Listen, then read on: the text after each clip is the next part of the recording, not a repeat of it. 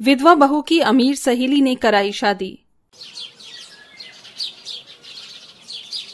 जब हमारी शादी हो जाएगी तो हम ऐसे ही किसी पार्टी करने मेरे घर पर आया करेंगे। सही बोला यार तूने, शादी के बाद सब कुछ बदल जाता है। कहाँ टाइम मिलेगा हम लोगों को। हाँ कृतिका, तुमने बिल्कुल सही कहा। शादी के बाद हर कोई घर गृहस्थी में रहकर हो जाता है, फिर बच्चों को संभालो, पति की फैमिली, सब कुछ देखना पड़ता है। मैं तो इतनी जल्दी अपनी फैमिली स्टार्ट नहीं करूंगी। पहले अपने पति के साथ कई बार हनीमून के लिए चली जाऊंगी, 2 से 3 साल तो मेरे ऐसे ही निकल जाएंगे। उसके बाद बच्चों की प्लानिंग करूंगी। आरती ये सुनकर हंसने लगती है। ये तो तुमने तो पहले से ही सब कुछ डिसाइड किया हुआ है, जैसे मानो अपनी कहानी खुद ही लिख रही हो। चलो अच्छी बात है, भगवान तुम्हें ऐसे ही हमेशा खुश रखे। आरती अपनी दोनों सहेलियों से बहुत ज्यादा गरीब थी। वो दोनों बहुत अमीर थी, लेकिन उन्होंने कभी भी आरती को ये महसूस नहीं होने दिया कि वो दोनों अमीर हैं और वो गरीब है। ऐसे ही बचपन से लेकर उनकी अभी तक दोस्ती चलती आ रही थी। उन्होंने एक साथ स्कूल किया और उसके बाद अब कॉलेज में अपना फाइनल ईयर कर रही थी। चलो कॉलेज तो खत्म हो गया है, अब मैं तुम दोनों को ड्रॉप कर देती हूँ।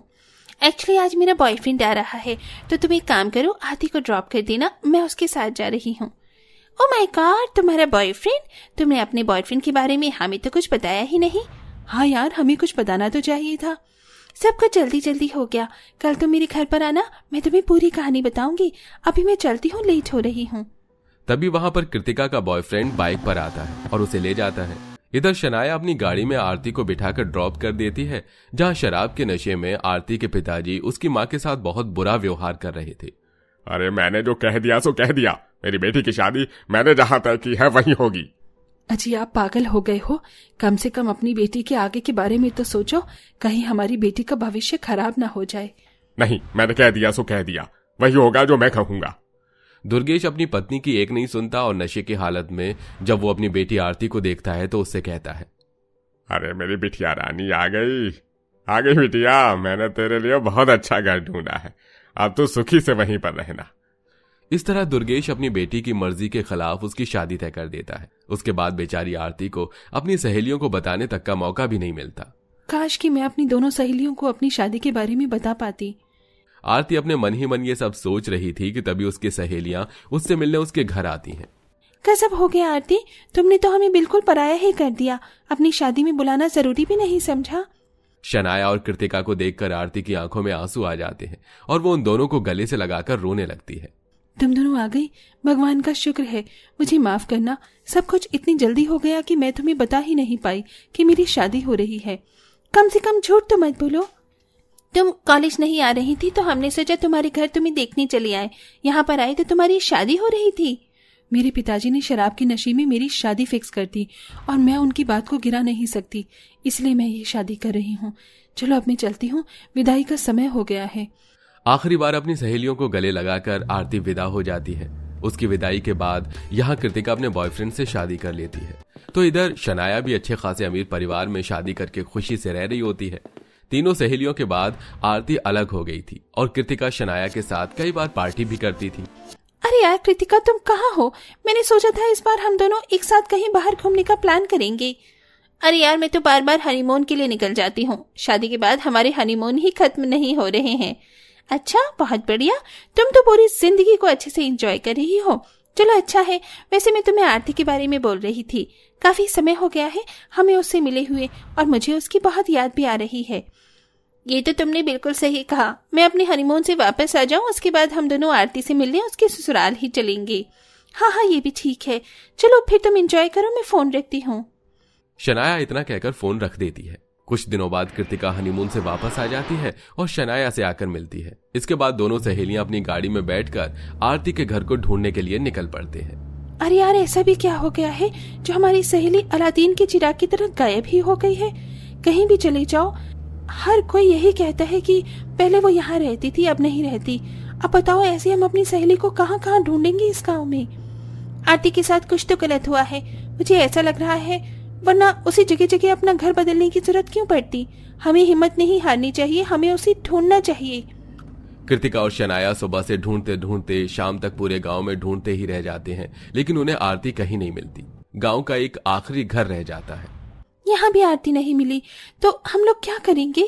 भगवान से ये दुआ करेंगे कि जहाँ भी हमारी सहेली हो बस खुश हो और ठीक ठाक हो। कृतिका और शनाया उस घर के दरवाजे पर खड़े होकर दरवाजा बजाते हैं। कोई दरवाजा आकर खोलता है तो कृतिका और शनाया हैरान हो जाते हैं, क्योंकि उन्होंने जैसा सोचा था वैसा कुछ भी नहीं हुआ था। उनके सामने उन्हीं की सहेली आरती सफेद साड़ी में खड़ी थी। अपनी सहेलियों को देखते ही आरती बहुत खुश हो जाती है। ओह माय गॉड, मुझे तो विश्वास ही नहीं हो रहा। क्या तुम दोनों मेरे सामने खड़ी हो? बहुत सुंदर लग रही हो। कितने दिनों बाद मिल रही हो तुम दोनों से। अरे क्या हुआ, तुम अचानक से उदास क्यों हो गई? माफ करना आरती, मैं ये पूछना तो नहीं चाहती, लेकिन तुम्हारी तो शादी हुई थी ना, फिर तुमने ये सफेद साड़ी क्यों पहनी हुई है? क्योंकि मेरे पति अब इस दुनिया में नहीं रहे। ये सुनते ही शनाया और कृतिका को एक बहुत बड़ा झटका लगता है। चलो अंदर आ जाओ, मैं तुम्हें सब कुछ बताती हूँ। आरती शनाया और कृतिका को अपने घर के अंदर बुलाती है। दोनों अमीर सहेलियां उसकी गरीब हालत देखकर हैरान थी। मेरे पिताजी ने मेरी शादी एक ऐसे इंसान से करवाई थी जो बहुत शराबी था। शराब की वजह से उसका पूरा लीवर खराब हो चुका था और इसी के चलते शादी के कुछ समय बाद ही ये हादसा हो गया। इस शादी के पिताजी ने पैसे भी लिए थे। इसका मतलब उन्होंने मुझे शादी करके विदा नहीं किया था, बल्कि मुझे एक घर में बेच दिया था और मेरा शराबी पति मुझे दिन रात मारा करता था। उसके मरने के बाद मुझे थोड़ा सा दुख भी हुआ, लेकिन थोड़ा सुकून भी मिला कि अब मुझे मारने वाला कोई नहीं है। आरती को रोता हुआ देख कृतिका और शनाया उसके हाथों को पकड़कर उसे हौसला देते हुए कहती हैं, ऐसे रोने से कुछ नहीं होता। और तुमने इतने समय से हमें याद क्यों नहीं किया? क्या हम तुम्हारी कुछ नहीं लगती हैं? अरे हम भी तुम्हारी ही सहेलियां हैं। अगर तुमने हमें बताया होता तो हम तुम्हें इन परेशानियों से बाहर निकाल लेते और तुम्हें इतना सब कुछ बर्दाश्त नहीं करना पड़ता। लेकिन अब तुम्हारी जिंदगी हमारी है और अब देखना सब कुछ ठीक हो जाएगा। मेरे पति का एक भाई है दूर का, बहुत अच्छा बिजनेस है उसका और अमीर भी है। ऊपर से वो औरतों की बहुत इज्जत भी करता है। क्यों ना हम तुम्हारी शादी उसी से करवा दें? अरे नहीं नहीं, मुझे शादी नहीं करनी। थोड़ी सी जिंदगी निकल गई है, थोड़ी सी और निकल जाएगी। ओह गॉड यार, बी प्रैक्टिकल। आजकल ऐसा कुछ नहीं है कि थोड़ी सी जिंदगी है और थोड़ी सी और निकल जाएगी। तुम्हारे आगे पूरी जिंदगी पड़ी है और हम तुम्हें इस हालात में नहीं देख सकते। हम दोनों तुम्हारी शादी करवाएंगे और इस बार तुम्हारी शादी बहुत धूम धड़ाके से होगी। देखना, अब आगे जाकर तुम्हें बस खुशियां ही मिलेंगी। इस तरह शनाया और कृतिका मिलकर कृतिका के देवर से आरती का रिश्ता तय कर देते हैं। विपुल को देखकर आरती उसे पसंद कर लेती है और यहाँ विपुल भी आज के जमाने का था। उसे आरती के विधवा होने से कोई फर्क नहीं था, बल्कि वो तो उसकी सादगी से बहुत खुश हो गया था, जिसकी वजह से वो उससे बहुत जल्द शादी कर लेता है। अब शादी के बाद गरीब आरती एक अमीर परिवार में आ जाती है, जहाँ उसके ससुराल वाले उसे बहुत इज्जत देते हैं और यहाँ विपुल भी उसे बहुत अच्छी तरह से अंडरस्टैंड करता है। कभी कभी वीकेंड में उसे डिनर के लिए बाहर ले जाता है तो कभी वो हनीमून मनाने जाते हैं। आज अगर मैं ये जिंदगी जी रही हूँ तो सिर्फ तुम दोनों सहेलियों की वजह से जी रही हूँ। आज के जमाने में कोई किसी के बारे में इतना नहीं सोचता जितना तुमने मेरे बारे में सोचा है। भगवान ऐसी सहेलियां हर किसी को दे। तुमने मुझे फर्श से उठाकर अर्श पर पहुंचा दिया। ये तुम कैसी बातें कर रही हो? तुम हमारी सहेली हो और हम हमेशा एक साथ ऐसे ही रहेंगे, सुख में भी और दुख में भी।